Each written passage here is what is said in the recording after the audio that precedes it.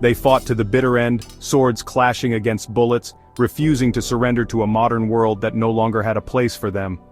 The last samurai didn't just vanish into history, they made their final stand in a battle so intense, so tragic, that it became legendary. But what really happened in those final moments? And why did they choose death over surrender? The truth is far more complicated than what Hollywood tells you. The samurai were once the most feared and respected warriors in Japan. For centuries, they followed a strict code of honor known as Bushido, living and dying by their swords. But by the late 19th century, Japan was changing, fast. Western influence, modern weapons, and political shifts were wiping out the old way of life. The samurai were forced to choose, adapt, or resist. One group, led by a man who refused to accept the death of the samurai spirit, made a choice that would seal their fate. This is the story of the last samurai and their final, doomed rebellion.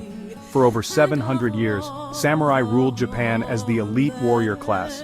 They weren't just skilled fighters, they were also landowners, administrators, and scholars. But by the 19th century, Japan found itself at a crossroads. The world was advancing, and isolation was no longer an option. In 1853, American warships, armed with cannons and modern firepower, forced Japan to open its borders. The Japanese government, realizing they couldn't remain stuck in the past, launched a massive reform known as the Meiji Restoration in 1868. This was a turning point. Feudal lords lost power, the samurai lost their privileges, their stipends, and most importantly, their right to carry swords in public. The very thing that defined them was taken away. Many former samurai adapted, taking government jobs, becoming businessmen, or even joining the new imperial army. But not all of them could accept this new reality.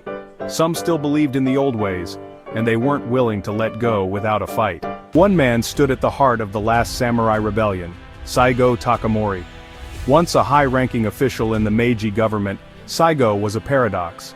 He helped bring about the very changes that ended the samurai era, yet he couldn't stand by and watch his fellow warriors be cast aside like relics.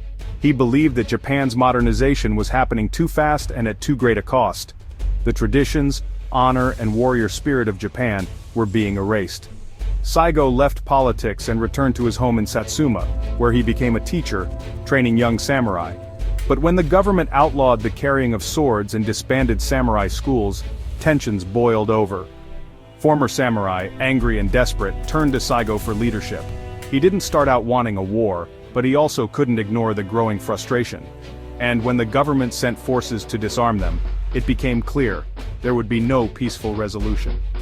Despite his initial reluctance, Saigo became the face of the resistance. His charisma and reputation attracted thousands of samurai, who saw him as their last hope.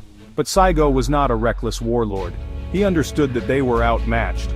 Yet he believed in one final stand, a battle that would remind Japan of the spirit it was leaving behind. In 1877, the last samurai rebellion erupted. Saigo and his followers, about 20,000 strong, marched toward Kumamoto Castle, hoping to rally support. But times had changed. The government army was no longer made up of samurai. It was a modern force armed with rifles, cannons, and superior numbers. What followed was months of brutal fighting, with the samurai relying on traditional tactics against an enemy using modern warfare.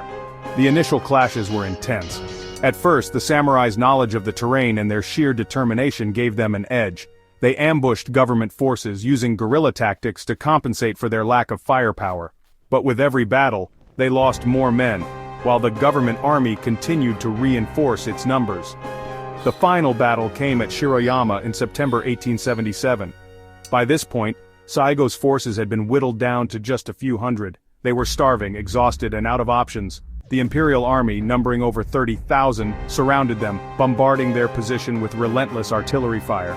The night before the final attack, Saigo and his men sat together, reflecting on their fate. Some wrote poems, others quietly sharpened their swords.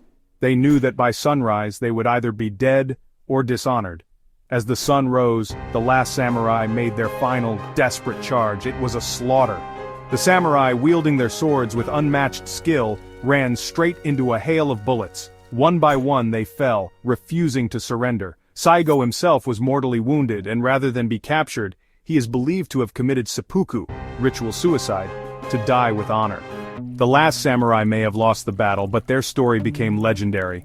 Saigo Takamori was later honored as a hero, even by the very government he fought against. His rebellion may have failed, but his legacy lived on. The samurai spirit didn't die at Shiroyama, it transformed. Today, the values of Bushido still influence Japanese culture, from martial arts to business ethics. But the question remains, was their fight in vain, or did they succeed in preserving something greater than themselves? Maybe the last stand of the samurai wasn't about winning. Maybe it was about proving that honor, loyalty, and courage still mattered in a world that was leaving them behind. If you found this story fascinating, subscribe for more forgotten history.